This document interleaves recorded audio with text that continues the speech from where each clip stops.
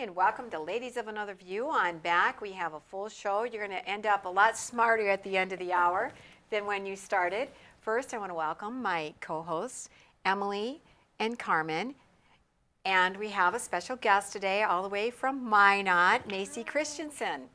And she was both Miss North Dakota and Miss North Dakota USA, right? Yes, you got it. So we are so excited. We get to hear the inside story of beauty pageants. And of course, you have to be beautiful. But it's not just skin deep beauty, right? It's really kind of an overall. So we're going to talk about that. But let's begin with what were your two titles and when did you get them? Yes, I was Miss North Dakota for the Miss America organization in 2016. And then I was Miss North Dakota USA in 2020. And we have been figuring out dates and trying to wrap our head around there's different pageants. Yes. And a lot of people, I just thought there was Miss USA. Explain to me the difference. Yes, I get that question all the time because my friends were very confused. They're like, how are you Miss North Dakota again? But it's two totally different pageants. So when I competed for Miss America, there was talent, swimsuit, evening wear, and interview, a 10-minute interview. Miss USA is swimsuit, evening wear, and a 3-minute interview. So it's a lot different, but there's no talent for Miss USA. So if you watch it, they're both nationally televised, but USA doesn't have the talent. And now Miss America, since I've competed, has changed it. So they don't have swimsuit anymore. And so those are the major differences between the systems now. Okay, I guess I'm assuming they got pressure from women's groups, like no swimsuit. Yes, yes. And, you know, you hear that all the time. They thought it wasn't healthy for girls to be walking around in swimsuits on a stage. But if you ask me, I love that portion of competition because it really made me more confident. And I never thought that I would like that. You know, if you think about it, do you ever picture yourself putting on heels and walking around in a swimsuit? Heck no. But once I did, I was like, not wow. us. Yeah. Wow, but you push yourself out of your comfort zone and you realize how confident you can be. I wanted to look at a few pictures here, and we can keep talking while we look at them because we do have different pageants. So, and we're going to get into, I'm going to wait till the second segment, some of your community service that came with it. But we have a lot of photos from when you were in the different pageants. Are the crowns different for both of them? They are. Yep, so the Miss America crown has 4 points. It's a lot easier to put on your head as well. And then the Miss USA crown is just huge. So, and it's more of a headband. But kids would always ask me on school tours, how do you keep the crown on your head? And so sometimes if I wasn't wearing a dress, I would do a cartwheel to see if the crown would stay on. And honestly, most of the times it did stay on. Every once in a while it would bounce off. And luckily I never broke it, but kids loved that. Did you have a favorite? Was one? I just love the Miss America crown because they actually have a meaning behind it. So there's 4 points of the crown. It's style, success, scholarship, and one other point. And they always push us to live out every point in the crown. So I like the meaning behind the crown, and it fit my head nice. Right. Wow. I saw a picture up there of like you were doing maybe a ballet move or something. Yes. What was your talent? I am a classically trained ballet dancer. I danced for 19 years with Renat Muzafarov in Minot. And so I did a contemporary ballet on point at Miss America.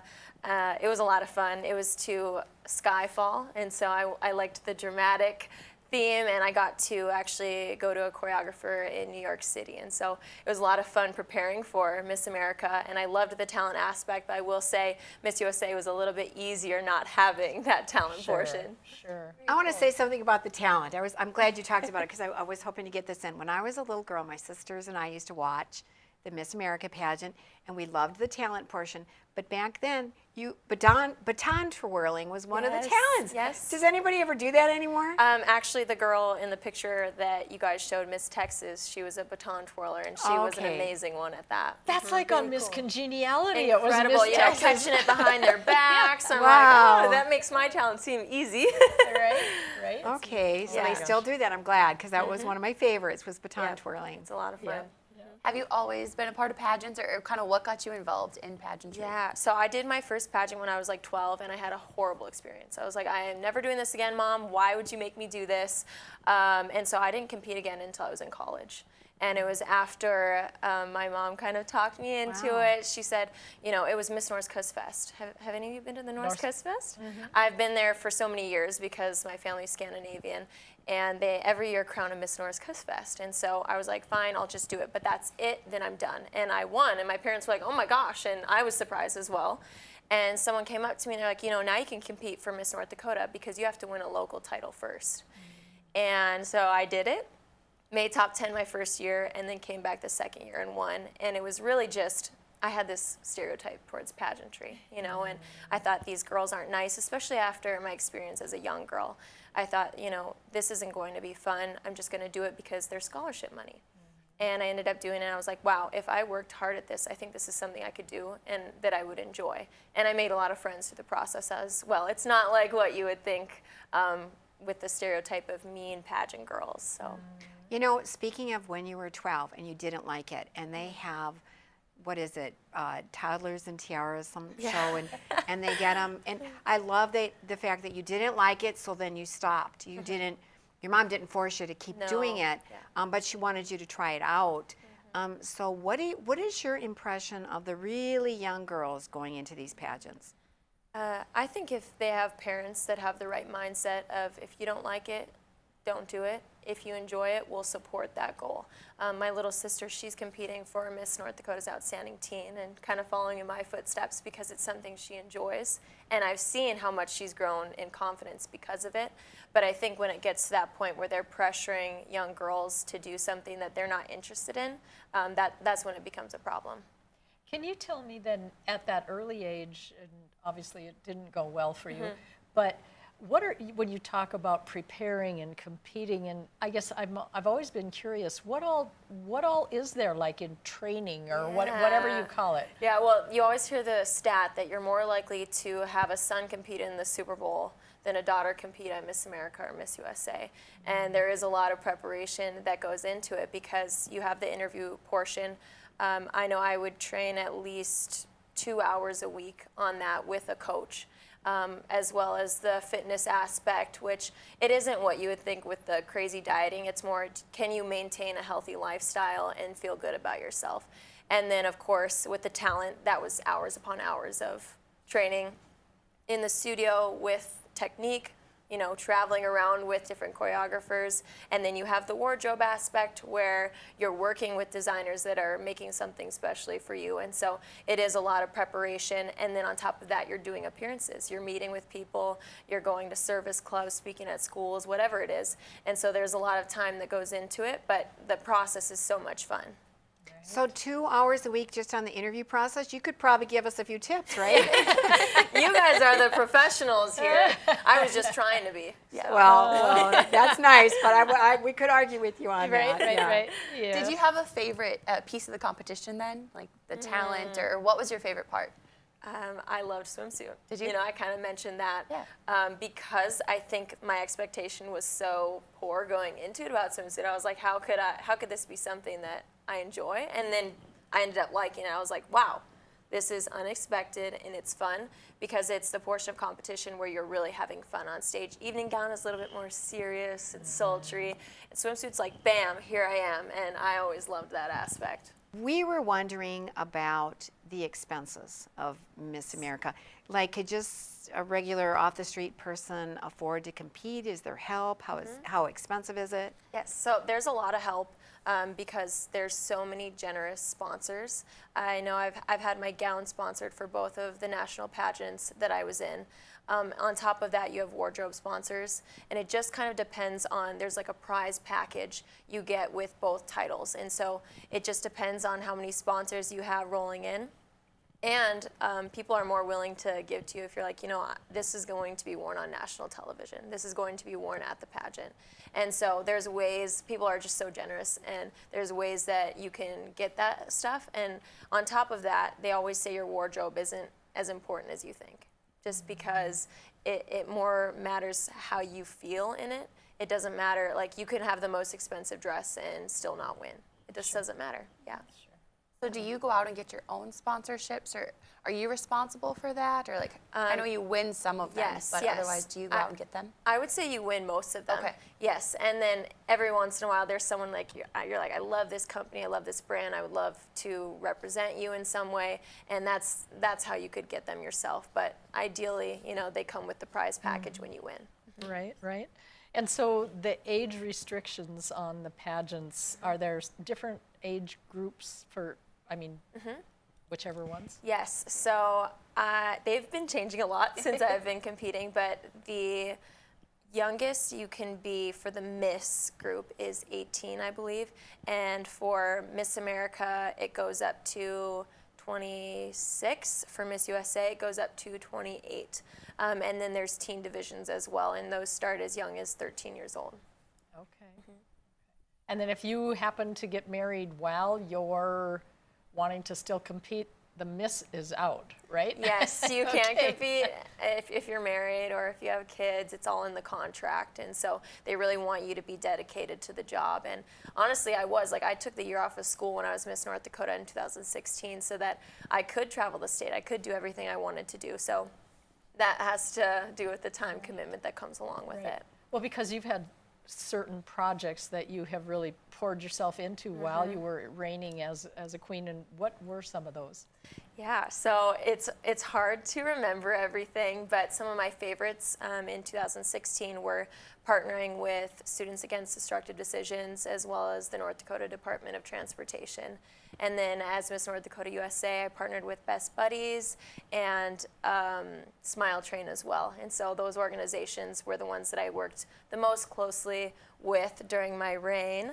But there were so many. I really just had an incredible experience. Well, speaking of which, we'll show up some of the pictures Yeah. of some of the work and groups you met with. So what is this? You can tell us what these pictures are. So I went on a school tour in 2016-17, and I spoke to thousands of students. I couldn't even put a number on how many I spoke to, but elementary schools, middle schools, high schools, and my platform was called You Decide the Road Ahead, and it was focused on preventing drinking and driving, as well as for the younger kids, just making positive decisions. I tailored it to the age group I talked to, and I'd play games with the elementary students.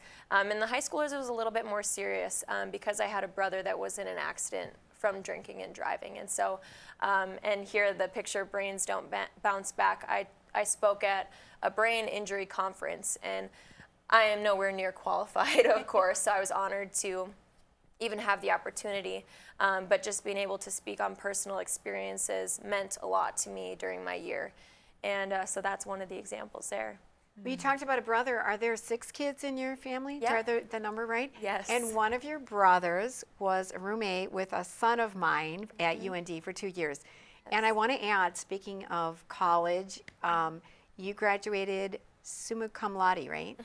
So, yeah, you weren't just competing in pageants, you were studying and getting your homework in. Yes, Yeah. and one of the perks, at least with the Miss America organization, is the scholarship money. And if you apply, you can get a scholarship based on your GPA. And so I really wanted to have a 4.0 so I could win that scholarship. And I did. Oh, wow. Yeah, Very cool. $1,000. That is great. And you graduated in psychology, right? Yes. And what do you do now in Minot? So I'm not currently using my degree. I hope to one day, but I'm a financial administrator for 9 restaurants and 6 arcades. And so it definitely keeps me busy. And I'm also planning my wedding that is this summer because, you can be married when you're a title holder. So, yeah. So post-pageant life will be marriage and, maybe doing more with your degree. Is that kind of the plan? Yeah. I'm also on the board for the North Dakota Miss Amazing Pageant, which is a pageant for young women and girls with disabilities. And so that's one of the ways I'm still tying in pageantry to my life now. And it is really amazing getting to see girls from all walks of life up on that stage and having the time of their life. Right. So do you wind up mentoring, like maybe you'll choose one that really speaks to you, and so you wind up being a mentor, a personal guide? Well, it's really cool because we actually pick girls to go on to nationals at the Miss Amazing pageant, and so they get to go have that experience. They get to go on a plane and go all across the country to meet girls from everywhere. And so it is really fun to see that. I do mentor girls in pageantry now. I do a little bit of coaching, preparing girls for national pageants, but it's more of just a for fun gig for now. So do you get voted in to be in that position, or is that something you apply for? Yep, I applied for it. Last year was our first year doing it, and so a friend of mine who was Miss North Dakota USA actually started it. And she's like, "You'd be great. Would you be willing to help?" And so I really do a lot of the stage stuff with the girls. That's so wonderful. I was surprised to find out there were two different Miss North Dakota pageants. Is Yeah. it common to maybe win or compete in one and then compete in the other two? A lot of girls will compete in both, but I am one of only 2 women to have gotten both titles in the history of North Dakota. And so it is a huge honor, but lots of girls will do both because they have their similarities, but it's fun to try something new. And am I correct that I read that you're the longest reigning Miss North Dakota ever in the state? Yes, I am. And that's because of COVID, actually, because we had to wait so long to have our pageant. And so I think it was a year and a half I had the title, and typically it's strictly a year. Wow.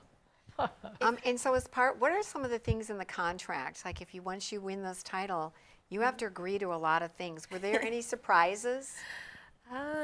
So when I was Miss North Dakota for Miss America, the contract was huge, but it was very straightforward. Like, basically don't break any laws, try to be a good person, and know that you're always representing the title, even if you don't have the crown on. And that was very important for me to remember, like, even if you're at the gas station, you are representing this organization. And so that was important to note in the contract. They made that clear, always be a representative. And then for Miss North Dakota USA, it was a little bit different, where it was more strict on the social media, what you could and couldn't post, when you could post. And so you have a social media manager that kind of takes you along that was different for me because I like having control. I like being able to run my own social media. And so it was different, but both very fun still in the end. Yeah. So now post-pageant, maybe you could give lessons to some of us on Yes, social yeah. media sometimes, like, No. That was the part of it that felt like a job, was the social media. I don't like to have to post. I like to post for fun. So. Right, yeah, but there were little restrictions. But obviously you learn a lot of poise and experience, and so it's been fun having you on. Thank you for coming all the way from Minot. Thank you for having me. Thank This you is awesome. so much.